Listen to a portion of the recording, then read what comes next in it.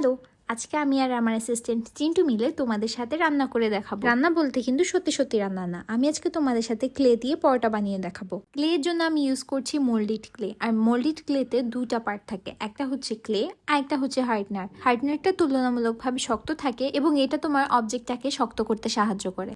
দুটো মিশ্রণকে ভালোভাবে মেশানোর পর এবার আমি একটা প্লেট বানাবো। মিশ্রণ দুটি মিশানোর সাথে সাথেই কিন্তু আমাদেরকে প্লেট বানানোর কাজ শুরু করে দিতে হবে, কারণ মোল্ডেড ক্লে খুব তাড়াতাড়ি ড্রাই হয়ে যায়, সেজন্য আমাকে শক্ত হবার আগেই কাজটা করে ফেলতে হবে।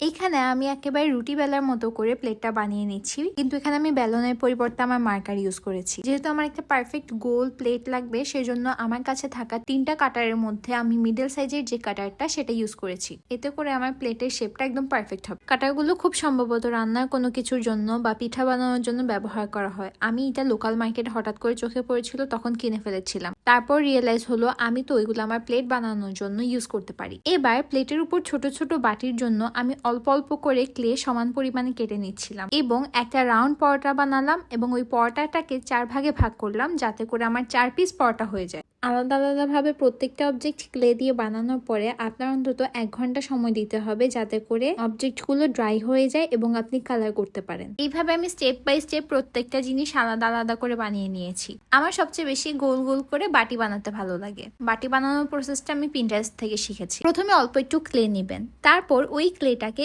একটু রাউন্ড শেপের করে স্পঞ্জের উপর দিবেন। আর এই যে রাউন্ড ক্লে টুলটা, এই ক্লে টুলটা দিয়ে ভালোভাবে ঘুরিয়ে ঘুরিয়ে একটা বাটি শেপ অটোমেটিক চলে আসবে। সাথে সাথেই তুলবেন না, কারণ তখনও ক্লে অনেক নরম থাকে, সেই জন্য সাথে সাথে তুললে বাটির শেপটা নষ্ট হয়ে যাবে। 30 থেকে 45 মিনিট পর যখন শুকিয়ে যাবে ভালো মতো, তখন তুলে নিতে পারবেন, তখন আর শেপ নষ্ট হওয়ার চান্স থাকে না। এরপর আর কি প্রত্যেকটা প্রোডাক্ট ভালোভাবে শুকিয়ে যাওয়ার পর জেসো অ্যাপ্লাই করে আমার পছন্দ মতো কালার করে নিলাম। তোমরাও কিন্তু চাইলে এরকম ফ্রিজ ম্যাগনেট বানিয়ে নিতে পারো। বানানোর জন্য প্রয়োজনীয় সকল উপাদান, এমনকি ম্যাগনেটও তোমরা পেয়ে যাবা মিরবাস্কি পেজে। So don't forget to follow there page. আমার ভিডিও যদি তোমাদের ভালো লেগে থাকে, do let me no. Tata.